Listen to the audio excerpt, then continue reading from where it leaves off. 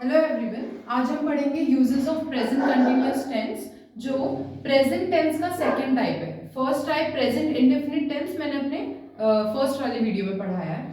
तो इसका first use होता है कि present continuous tense is used for an action going at the time of speaking. आप जिस समय मतलब एक एक्शन है जो चल रहा है और उस टाइम पे आप वो बता रहे हैं, तो वो होता है हमारा प्रेजेंट कंटिन्यूअस टेंस का यूज।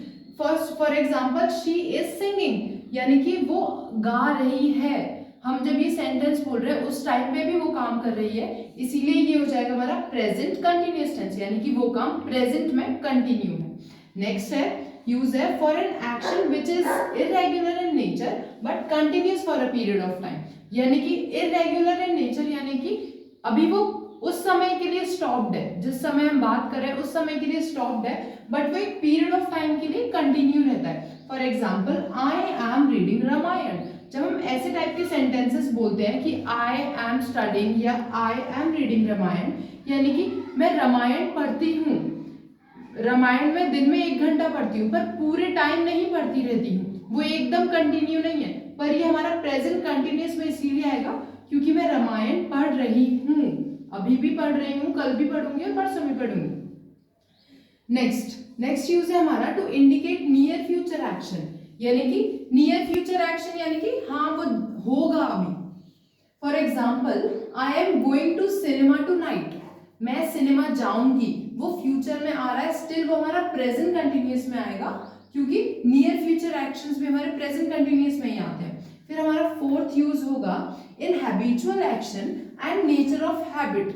अब एक हैबिचुअल एक्शन होता है और एक नेचर ऑफ हैबिट होता है, यानी कि हैबिचुअल एक्शन की वजह से हमारा वो नेचर बन जाता है। तो फिर explain together then habit will be in simple present and the reason will be in present continuous. तो इसमें जो हमारा हैबिचुअल एक्शन होगा ना वो सिंपल प्रेजेंट में होगा, और जो मतलब वो हैबिचुअल एक्शन हमारा किस वजह से बना है, वो रीजन जो होगा ना वो हमारा प्रेजेंट कंटिन्यूअस में होगा।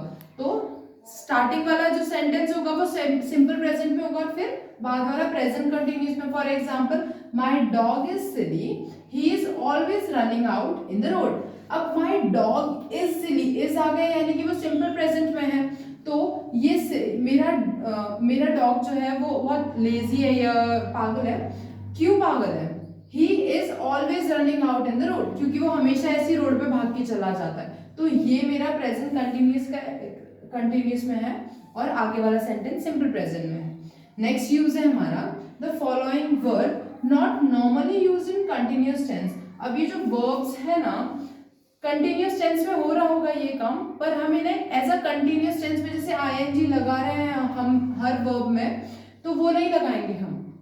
जैसे यहाँ रीडिंग में लगाया है, रनिंग में लगाया है, तो इन वर्ब्स में हम ये प्रेजेंट कंटिन्यूअस में हो रहा है काम, पर इनमें हम आईएनजी नहीं लगाएंगे। जैसे सी, हियर, स्मेल, नोटिस और ये एक्सेट्रा इतने सारे वर्ड्स जो लिखे हैं यहाँ पे, इनकी जगह पे हम क्या यूज करेंगे? He sees, he hears, he smells. He smelling नहीं बोलेंगे हम, ही नोटिसिंग नहीं बोलेंगे, ही नोटिस ऐसे बोलेंगे।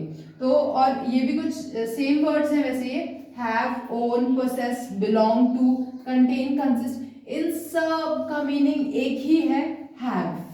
इन सब का मीनिंग है हैव का मतलब ये सब सिनोनियम्स है बेसिकली हैव के। Own, possess, belong to, contain, consist of. So जैसे मैंने यहाँ पे एग्जांपल्स भी लिखे हैं फिफ्थ वाले यूज के।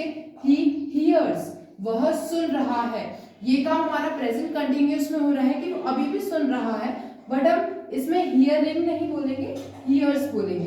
वैसे ही फील्स, वह महसूस कर रहा है, वो अभी भी वो जो दर्द है या खुशी है वो अभी भी महसूस कर रहा है, पर स्टिल हम क्या बोलेंगे? He feels. तो इस बात का आप ध्यान रखना, जब भी आपके एग्जाम्स में ऐसे कुछ वर्ड्स यूज करने होंगे आपको वर्ब के फॉर्म में, तो उसके पीछे एस लगाना, आईएनजी नहीं। लास्ट यूज है हमारा however the verb listed above can be used in continuous tense if they have different meaning than possession। तो इसका एग्जांपल हो जाएगा they are having lunch, I am taking off going to Malaysia।